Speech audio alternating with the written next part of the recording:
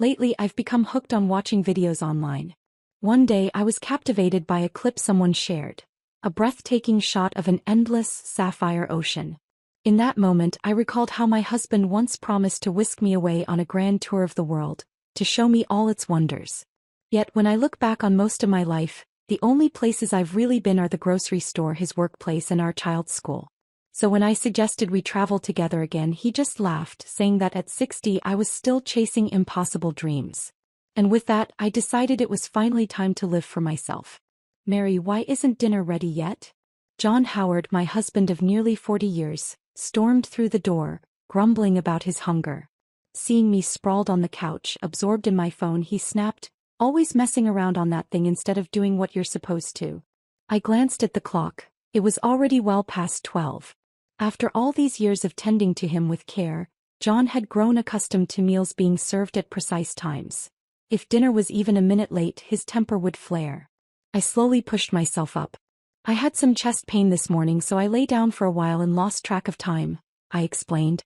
Rather than showing any concern for my discomfort, he glowered at me even harder. "You're just making excuses, playing on your phone and forgetting to cook. Sooner or later I'm going to break that damn phone." All right, I'll get cooking. Just sit tight and wait." I took a small sigh and put my phone away. John's fiery temper had always been a given, so I never argued back. Avoiding any escalation was simply not worth the trouble.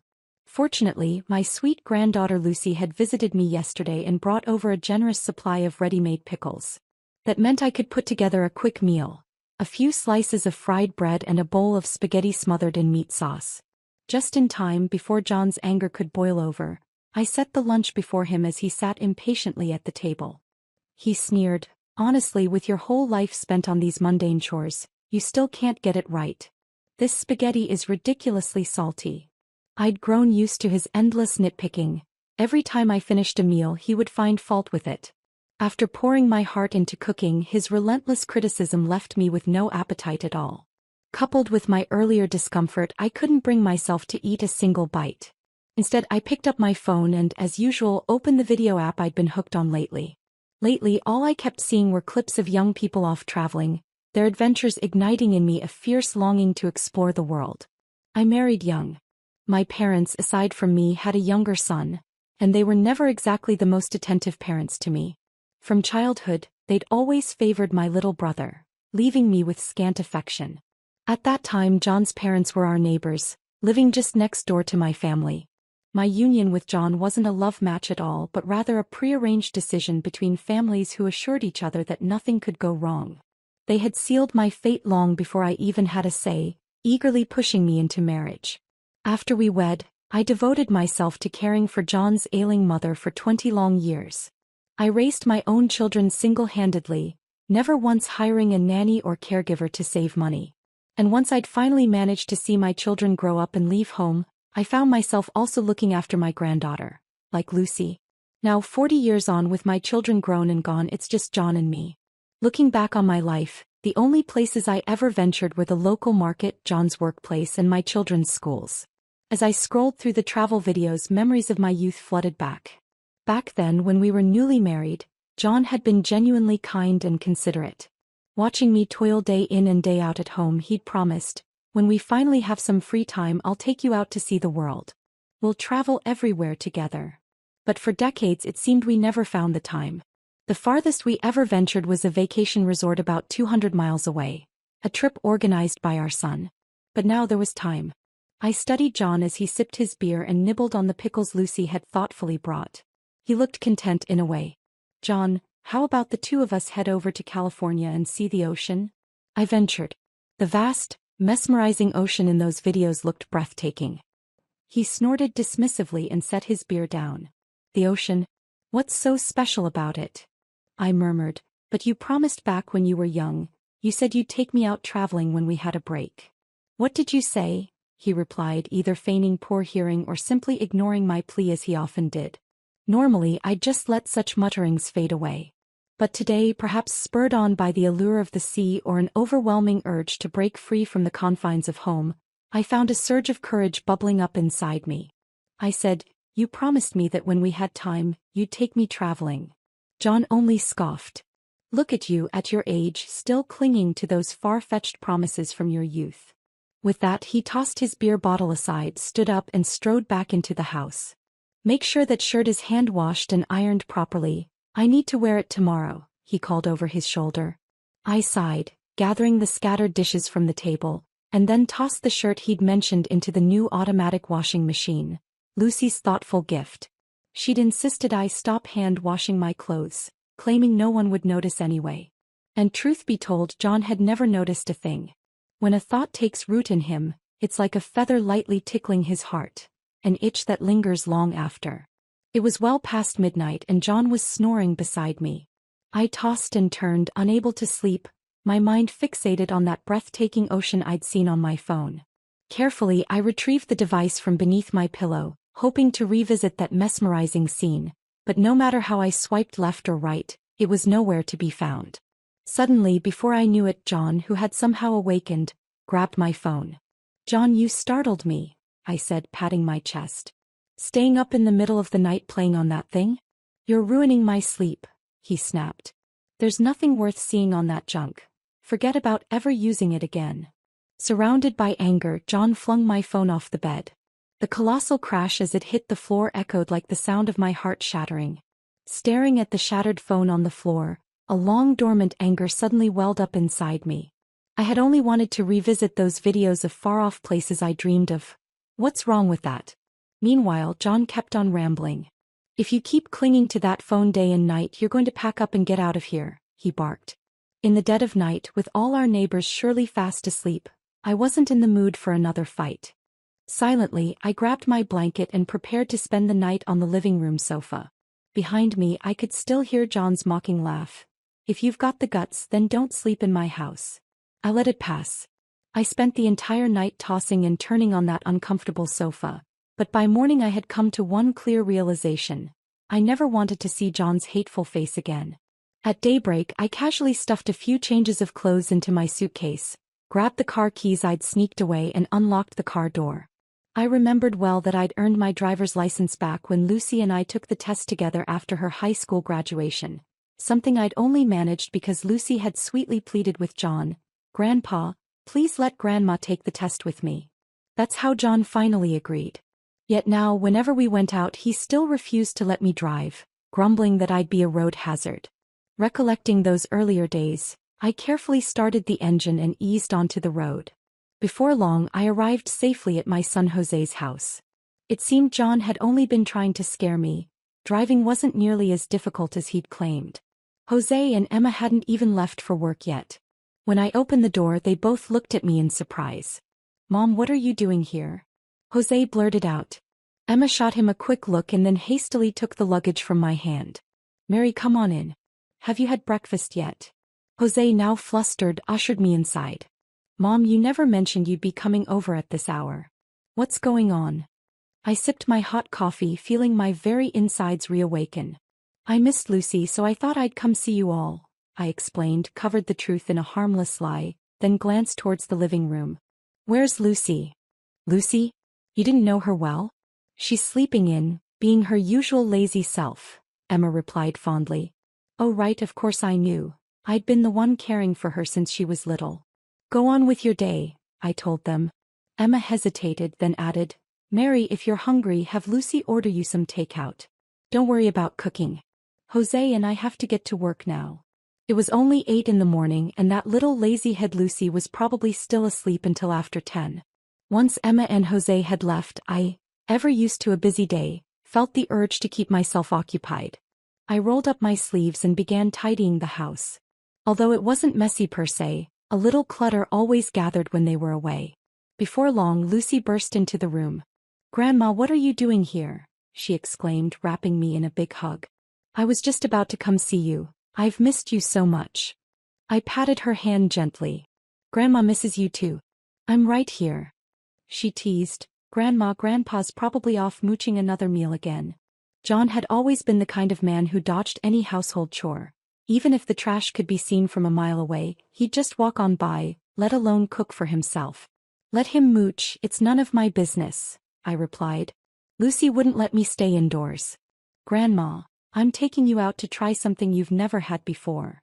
Before I could protest, she hopped into the car and whisked me off to the mall. "Grandma, what flavor would you like?" she asked, pointing to a vibrant beverage menu that dazzled my eyes. "I'll have whatever you get," I said with a laugh. Lucy ordered a cold drink for herself and a hot one for me. When I sipped mine through a straw, the sweetness was entirely new, a flavor I'd never experienced before. "Grandma, isn't it delicious?" she asked hopefully. I smiled and nodded. Neither John nor my own children had ever treated me to such little modern indulgences. They always assumed that at my age I didn't need to try anything new. "Now that I'm grown up," Lucy declared proudly, "I promise I'll take you out to eat the best food all the time." For a moment her words left me feeling dazed, reminding me of similar promises Jose had made when he was little. "Mom, when I grow up, I'll buy you all the wonderful things you deserve." But the kids had grown busy with their own lives, focused on their little families, and I couldn't fault them. Their happiness was enough for me. Lucy, on the other hand, had always kept me in her thoughts, never letting a day go by without a kind gesture. Suddenly the phone rang, interrupting my reverie. It was John calling Lucy. "Grandma, it's Grandpa," came the voice on the line. Without thinking, I muttered, "I'm not answering." That's when Lucy realized something was wrong. While we munched on Turkish wraps, I recounted, haltingly, the events of last night. "They really mistreated me. They even smashed my phone. Grandma, don't go back home, just stay here with me." Lucy's face burned with indignation as she squeezed my hand in solidarity. I felt a surge of warmth watching her, though a flicker of worry soon followed. Would Jose and Emma let me stay here for good? The moment I opened the door, I found Jose and Emma already home from work. "Mom, I heard from Dad, he really went too far this time. You shouldn't go back, just stay here for a while," Jose said in a low, steady tone. I glanced over at Emma, who wore not even a trace of reluctance. At last I felt a measure of relief. "Grandma, just stay here. I'm on leave right now so I can be with you every day," Emma said with a warm smile before teasing. "You're such a kid, always talking like that. How could I possibly spend every day with you?" Though unease still fluttered in my chest, her good humor soon put my worries at ease. "Dad, you need to buy Grandma a new phone, a smart one," Lucy piped in, seizing the moment. Naturally, Jose couldn't help but smile as he agreed. But as soon as the new phone arrived, John began bombarding me with calls. After an endless barrage, Lucy ended up blocking his number on my behalf. "Now Grandpa can't get through," she declared. I had been staying here for a week now, and miraculously that nagging chest pain had eased considerably. But sooner or later that very day, just as I was about to head out to take out the trash, I caught snippets of a hushed argument by the door. "I'm so fed up with cooking for your dad, John," came Emma's low voice. Jose quickly whispered, "Keep it down, don't let Mom hear. Can't you see I got stuck with extra work tonight?" "I'm really counting on you," another voice added. "Do you have any idea how impossible your dad is to please? I can't take it anymore. Why don't we just let Mary go back?" After a moment's silence, Jose suggested in a conciliatory tone, "Let Mom stay for just 2 more days and then I'll drive her home." I pretended not to hear and stepped out, asking, "You two are home already, why aren't you coming in? What's all this about?" They exchanged awkward smiles, their discomfort hanging in the air. At dinner, I murmured to myself, "I wonder how your dad's doing." No sooner had the words left my mouth than Jose interjected, "Dad hasn't been doing too well these days." Lucy snorted, "Without Grandma taking care of him, of course he's in rough shape. Honestly, Grandma spoiled him so much. This is the perfect chance for him to learn how to cook for himself." Emma shot Lucy a sharp look. "Mind your own business, Lucy. Some things are none of your concern.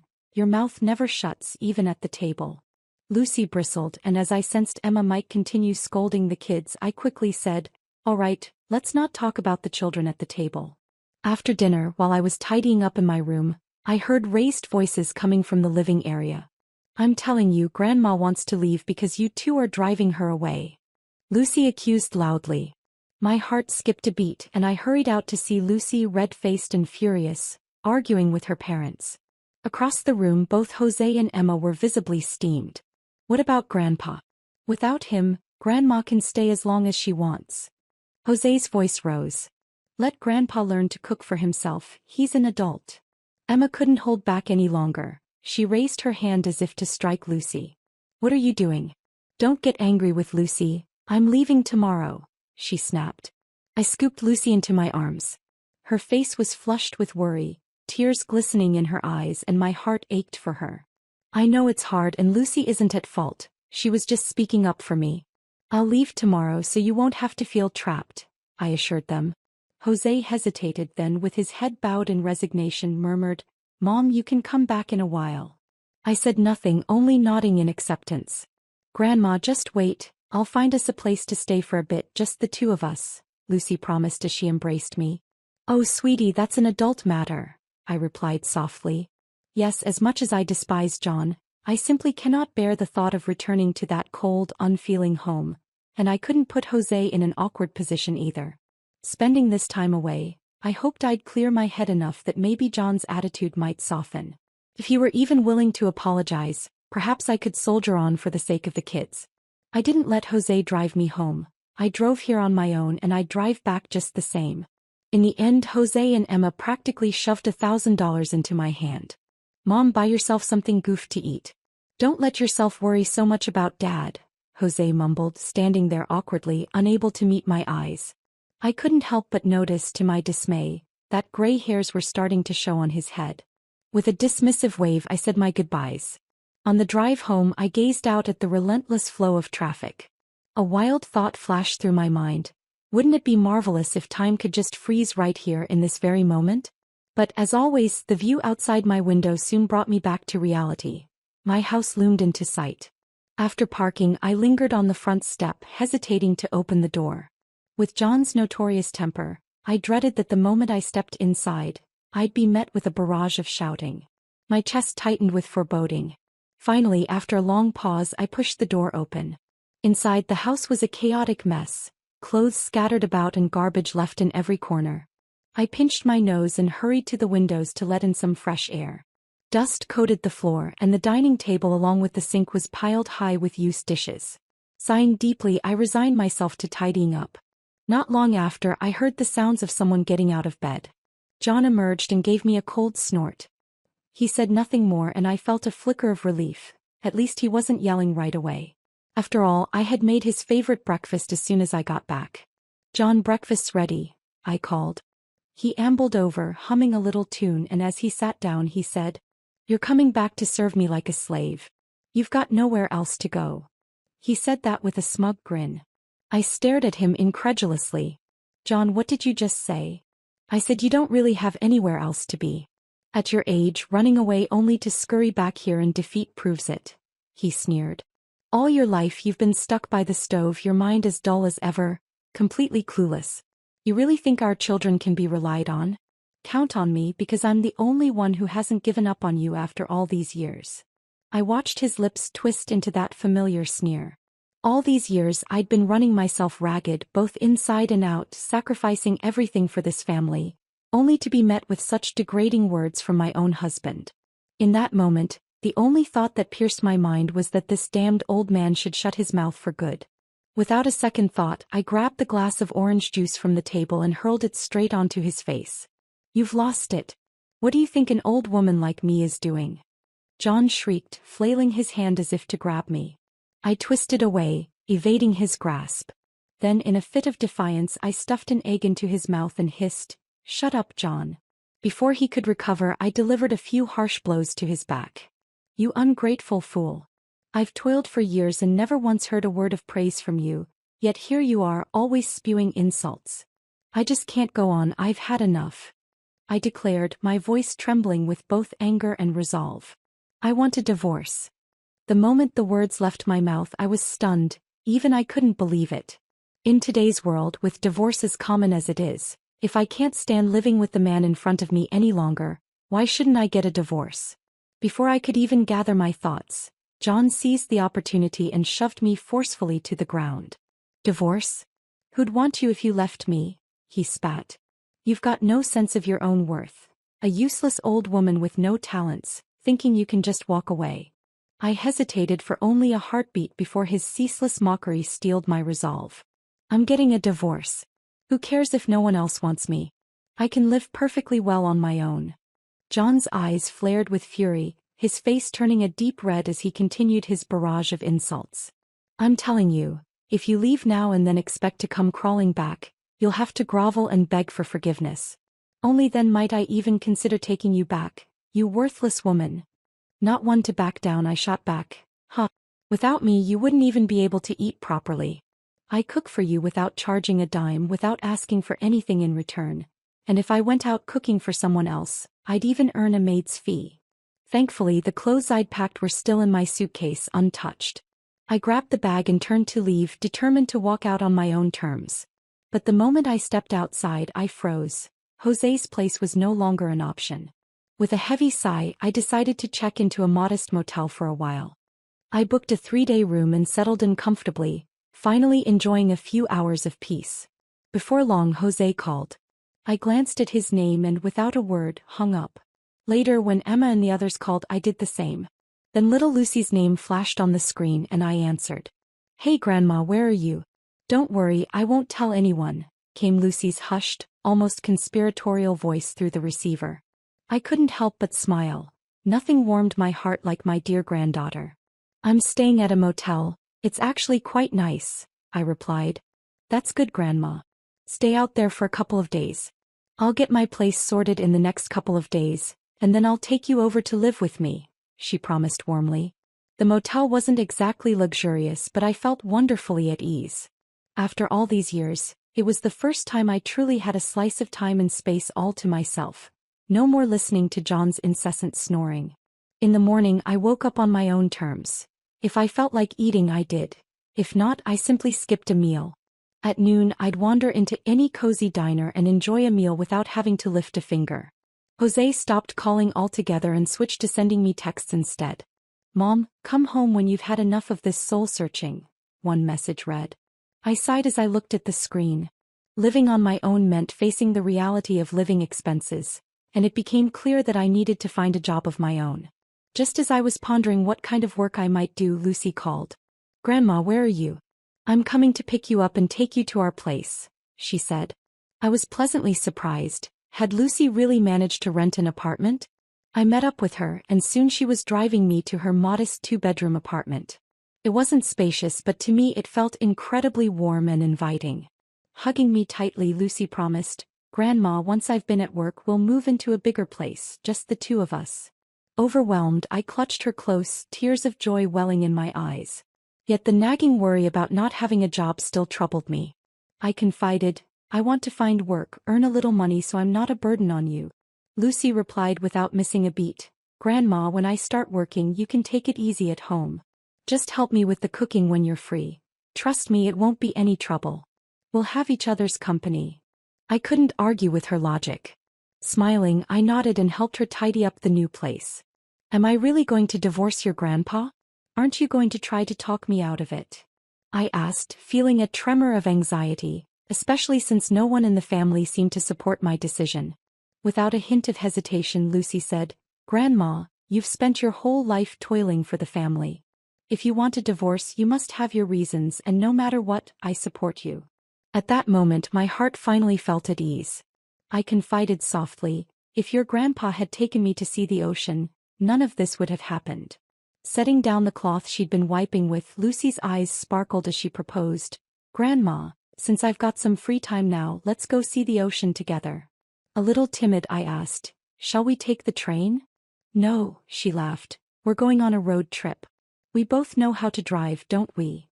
Seeing my hesitation melt away under her decisive cheer, she added, "Grandma, do whatever you want. I'm right here with you." In that moment, images of the endless, serene ocean I'd once seen on my phone mingled with the memory of John's scornful sneer. A surge of courage welled up inside me. After all, why should I let John dictate where I go? Lucy and I could make our own way, just the two of us.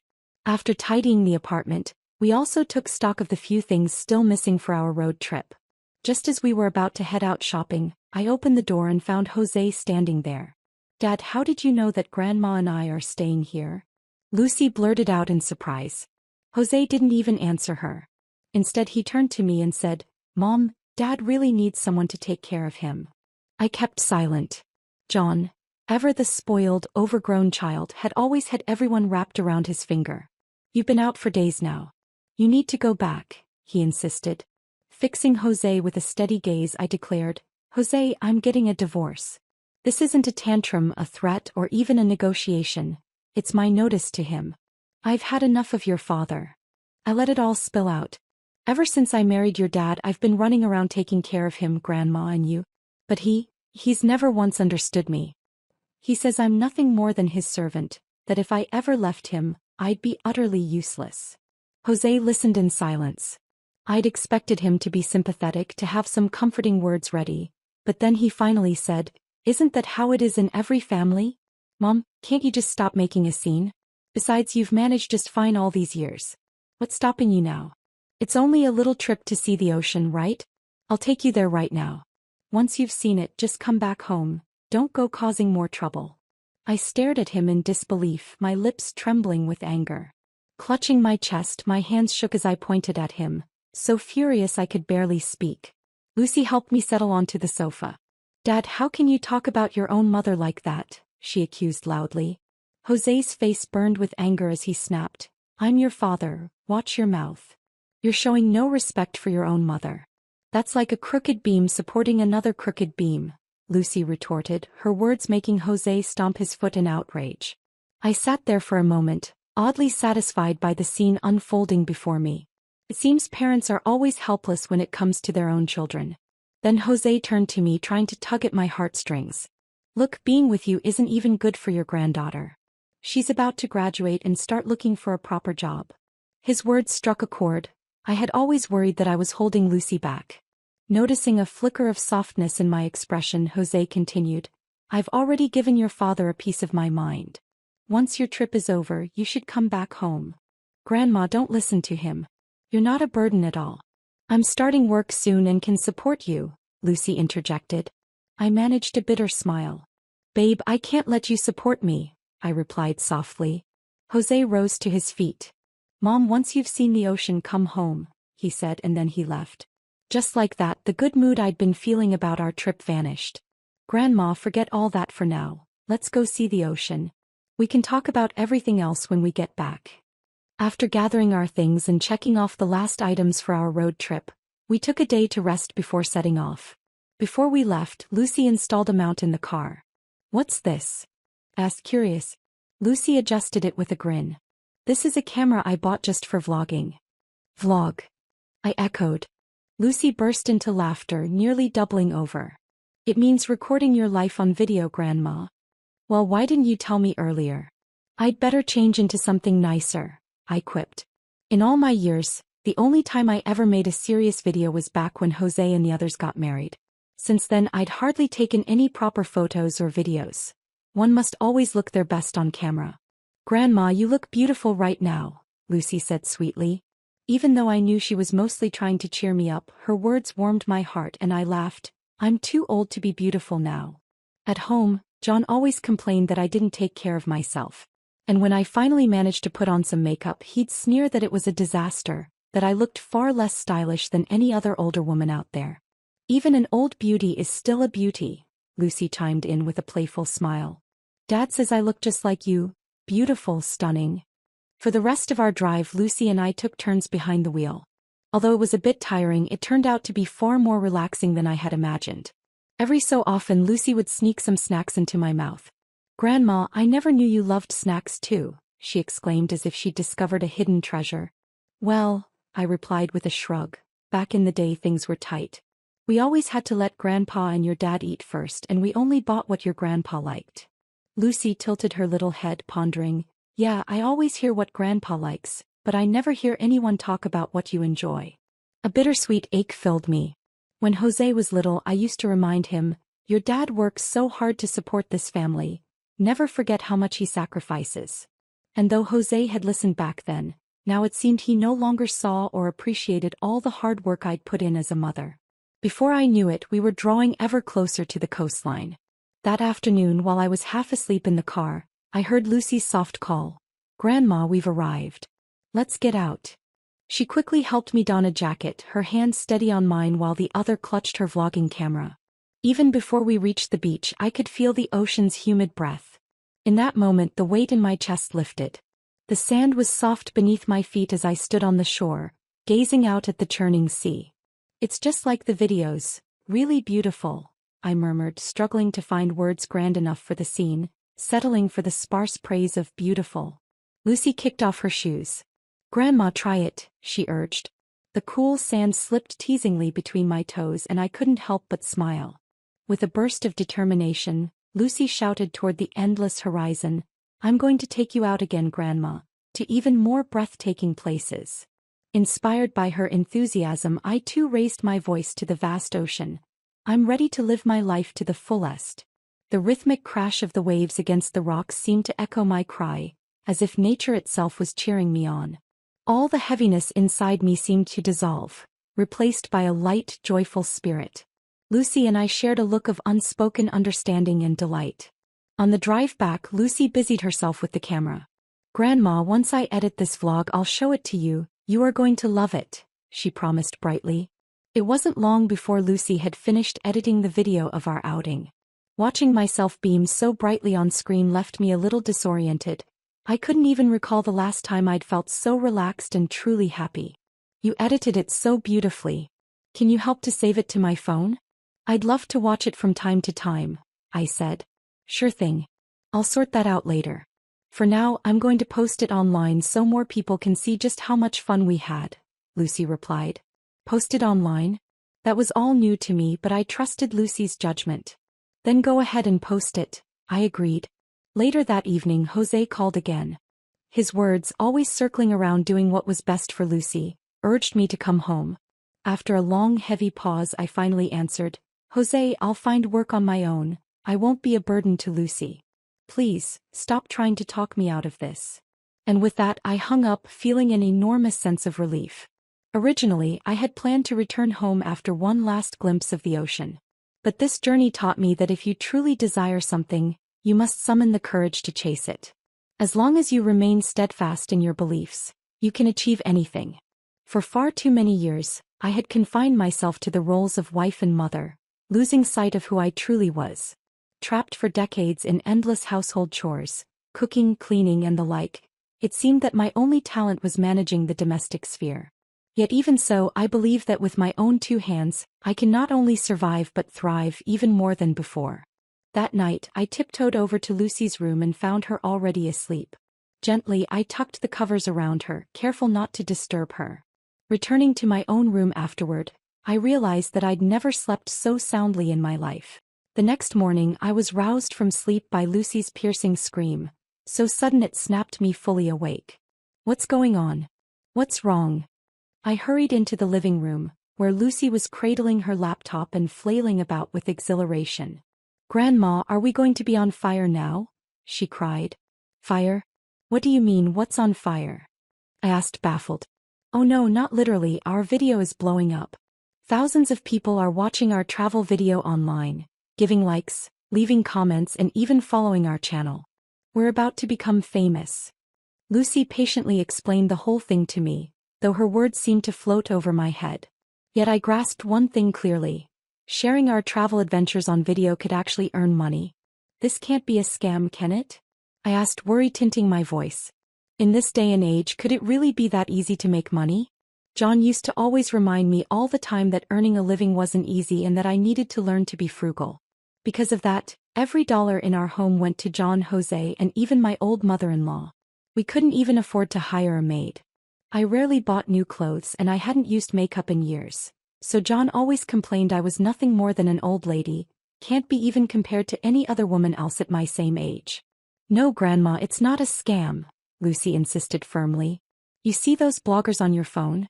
That's exactly how they make a living. Noticing the puzzled look in my eyes, she continued. When video creators gather enough followers, the platform rewards them with money. That's how they earn their keep. I quickly asked, so how many followers do we have now? Lucy glanced at her phone and beamed, over 10,000 already. Really? That many? I marveled. Absolutely. With enough views you start making money, and later on we can even land sponsorships.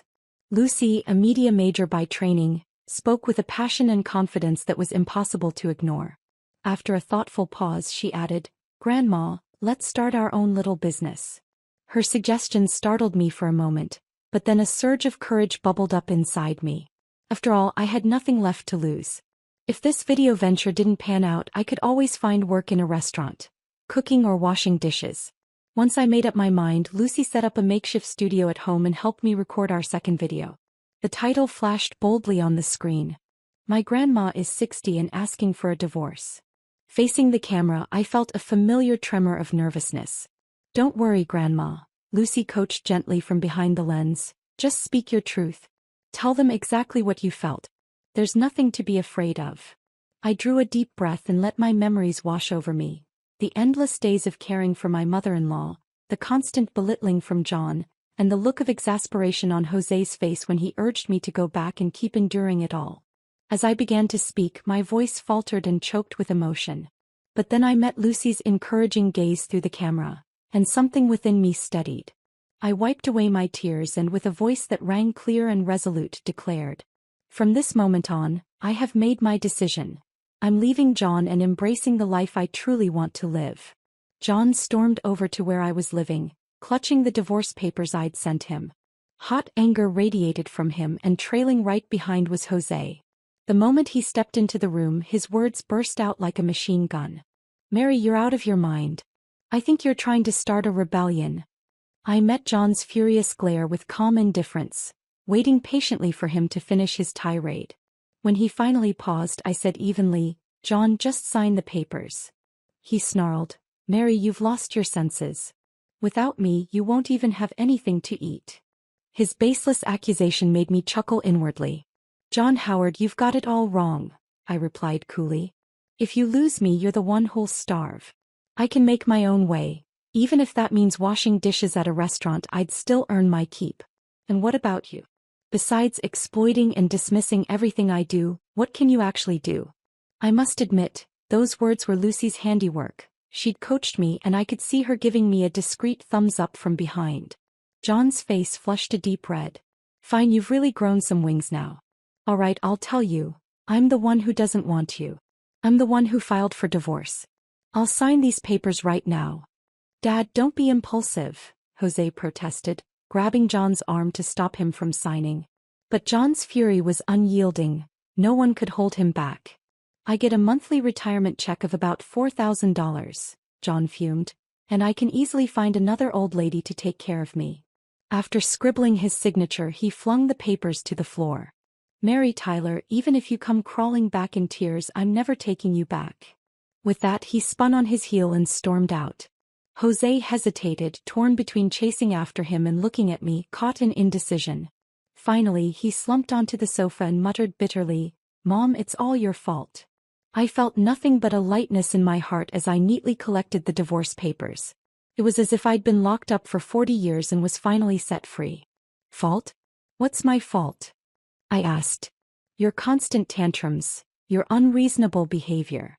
Jose replied, exasperatedly rubbing his head. Lucy stepped in.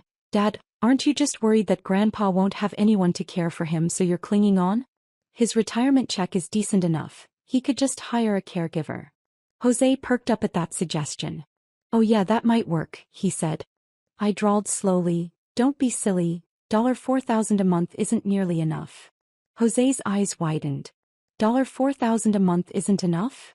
If it were truly $4,000 a month it might be, but John always had to funnel a chunk of it, about $2,000, to support his siblings. Ever since we got married, he'd rather lend money to his extended family than spend it at home. I still remember him saying, "My brother and I are family, what's the harm in lending a little? And, I can't stand watching my sister suffer. You've got a heart as cold as ice." At first I argued, but over the years I learned to live with it. Your father's paycheck is about $4,000 a month, but nearly half goes to your aunts and uncles, leaving just enough for daily expenses. This revelation left Jose not only surprised but angry. "What do they need money for?" he fumed. Lucy then remarked with a knowing smile, "No wonder, Grandma. You've always been so stingy with your spending." I sighed. "Your father always said he was family with his siblings and needed to help them out." Jose muttered in disgust, "Giving away his own money to outsiders. No wonder he's always causing trouble." I couldn't help but laugh softly. In Jose's eyes, the one stirring up problems now wasn't me, it was John. Lucy seized the moment. Look, the video Lucy and I made is going viral. Our little venture is taking off. You don't need to worry about Grandma's living expenses anymore. In fact, who knows? You might even end up as a rich kid someday. Jose shook his head with a wry smile. As long as you and Grandma are happy together, that's all that matters. Lucy was constantly checking our account and the stats on our new videos. Grandma, our follower count has broken 100,000, and our views have topped over 1 million, she exclaimed. I quickly grabbed my reading glasses and scrolled through the comments. The top liked comment read, "So inspiring. If you have a dream, just go for it. It's never too late. We all need to have Grandma Mary's courage." I couldn't help but smile. It was amazing to see so many people online supporting me. But as I kept scrolling, I also came across a few mean-spirited remarks. One read, "At 60 and still whining about divorce. Such disrespect for your age." I frowned. "Lucy, what should I say to that?" I asked. Lucy tapped the screen to reveal the thread of replies. "Don't worry, Grandma. You see, a lot of people are jumping in to refute that comment," she said reassuringly. It was clear that the voices in support far outweighed the critics. I smiled softly, feeling a warm surge of comfort in my heart. Lucy and I's videos quickly went viral, sparking discussions on numerous platforms. Before long, we received our very first advertisement offer. On the eve of the shoot, I was jittery. "Lucy, what if I can't do well?" I asked nervously. "You're my greatest, most amazing Grandma Mary. There's no way you can mess this up," she replied, then added cheerfully, "This pan ad is a breeze. Your well-trained culinary skills are so exquisite. It'll be a slam dunk." Her words helped me steady my nerves, and following the crew's instructions, I completed the shoot with ease. It was the first ad of my life. The first big check I earned since leaving John. On the drive home, while Lucy and I were chatting about what to have for dinner, Lucy glanced at her phone and her expression suddenly changed. "Grandma, we have to go to the hospital. Grandpa's been admitted," she exclaimed. Even though we were divorced, John wasn't exactly my enemy. The two of us rushed to the hospital in a panic. "How could he just faint like that?" I asked, concern lacing my tone. Lucy's voice turned serious. "Dad didn't say much. Let's see when we get there." By the time we arrived, John had already fallen asleep. "Mom, it's nothing serious, he just fainted from his raging anger," Jose said resignedly. I pressed further. What was he so mad about? Seeing that John was stable, I felt a measure of relief. After all, it wasn't Jose or Emma who would suffer the most. After a hesitant pause, Jose finally spoke. "Dad contacted his siblings earlier today and said he's done giving money to them, but then they refused to accept that and ended up in arms because of it." I sneered. "What ungrateful ingrates." Then, puzzled, I added, "Back when times were tough, your dad never hesitated to help out. Why is he holding back now?" Jose's face turned conflicted. Emma quickly jumped in. "He's fallen for that neighbor lady, the one who lives in the same neighborhood and spends every day primping herself. But she barely even acknowledges him. So that lady came up with an excuse claiming that his monthly retirement check is barely lower than even $4,000, and that since he's dreaming of dating and remarrying, John finally decided to stop bailing out his siblings." I was left speechless. "John sure knows how to make a fuss," I muttered. Lucy didn't mince her words. "Grandpa, you've really lost all decorum. After all these years of treating Grandma so poorly, and now for some self-absorbed neighbor, this is just too much." Emma didn't stop Lucy from there, her face full of agreement. Then a rustling sound by the bedside caught our attention. John had opened his eyes.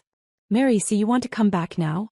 Beg me and I'll take you back," John slurred, clearly out of his mind. "Dad, you're out of your mind. Mom is just here to check on you," Jose snapped, his face clouded with displeasure. He then began complaining, "You've been giving money to those aunts and uncles for years. It's normal if you stop now, but to still argue with them? From now on, let's cut ties with all those relatives." He continued, "And that old lady from next door has already moved up. Give it up already." Unable to save face, John roared, "Shut up. My money is mine to give to whoever I want." Jose's voice tightened. "No wonder Mom divorced you. You brought this on yourself." I couldn't help but feel a mix of vindication and irony. I had suffered for years, and now John was the one reaping the bitter consequences. Since when did Jose stop urging me to come back? I realized it was the first time when he saw there were real money coming in from the online account Lucy and I had. But life, I mused, isn't meant to be calculated so precisely. John, I'm leaving. Take care of yourself, I said without any specific emotion. John turned his head and in a muffled tone pleaded, "Old woman, come back. I'll stop giving money to everyone else and treat you right." I waved him off, took Lucy's hand and walked out of the hospital room. Behind me, John's muffled sobs echoed, but I refused to look back. I was moving forward, continuously away from him already. Our account really took off rapidly and we even ventured into live stream selling. Lucy looked at me with concern. "Grandma, if you ever feel tired, just tell me. We don't have to do live streaming forever." I set aside the notebook filled with my scribbled notes and replied earnestly, "I'm not tired. This is so exciting. Yes, life now is so much more interesting than before. I've had enough of those endless, monotonous days, cooking and cleaning day after day. Now I travel, shoot videos, occasionally host live streams to sell products, and share my ever more vibrant, free life with my online community. I can't even begin to express how fulfilling and joyful it feels." A year later, by the end of that year, our account had amassed 1 million followers. We even earned the title of Best Vlogger on the platform and were invited to attend the Creators Conference. At the awards ceremony, Lucy insisted that I go on stage to receive the award. I couldn't argue with her. Gathering up my bashful courage, I donned the long, beautiful dress Lucy had chosen for me and slowly made my way up to the stage. Standing on the stage, I felt a rush of emotions as I gripped the award. Taking a deep breath, I began, "Thank you so much for this incredible honor. I never imagined that the days I spent cooking and cleaning would lead me here, to a place where I can share my story, inspire others, and truly live my life on my own terms. This award is not just a celebration of my journey, but a testament to all of us who dare to break free from the ordinary." With over 1 million followers, our community has shown that it's never too late to pursue your dreams. I owe so much to my dear Lucy, who believed in me when I doubted myself, and to every person who has cheered us on along the way. Looking ahead, I promise to keep exploring, sharing, and growing. I want to continue showing that life can be vibrant and full of possibility, no matter your age. Thank you for believing in me, and here's to a future where we all embrace change and live boldly. With that, I stepped off the stage accompanied with thunderous applause, my heart full of hope and a newfound sense of freedom for the journey ahead.